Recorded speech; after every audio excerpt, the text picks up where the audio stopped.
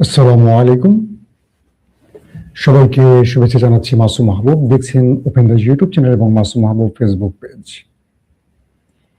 আজকে অনেকদিন পর আন্তর্জাতিক সংবাদ নিয়ে আবারও হাজির হয়েছে। আপনারা অনেকেই প্রশ্ন করেছেন আমার কি হয়েছে, কেন সব সময় বা নিয়মিত খবর দিতে পারছি না। কিছু প্রবলেমের জন্য আমি অনিয়মিত আছি আপনাদের সাথে। ইনশাআল্লাহ দোয়া করবেন, আমি প্রবলেমগুলো কাটিয়ে ওঠার চেষ্টা করছি। আবারও আপনাদের মাঝে নিয়মিত তথ্যভিত্তিক খবর পৌঁছে দেওয়ার চেষ্টা করব। দর্শক, আজকে থেকে আবারও শুরু করছি আন্তর্জাতিক খবরে। যারা অনেকে প্রশ্ন করেছিলেন ইরানের প্রসঙ্গে, তুরস্কের প্রসঙ্গে, আমেরিকা, ইসরায়েল, সবগুলো প্রসঙ্গ আজকের আলোচনায় রাখবো। আপনারা জানেন যে ভেনেজুয়েলার মাদুরো সরকারকে এক প্রকার কিডন্যাপ করার পর ইরানে একটা বড় পরিকল্পনা নিয়ে মাঠে নেমেছিল ইরান বিরোধী শক্তিরা।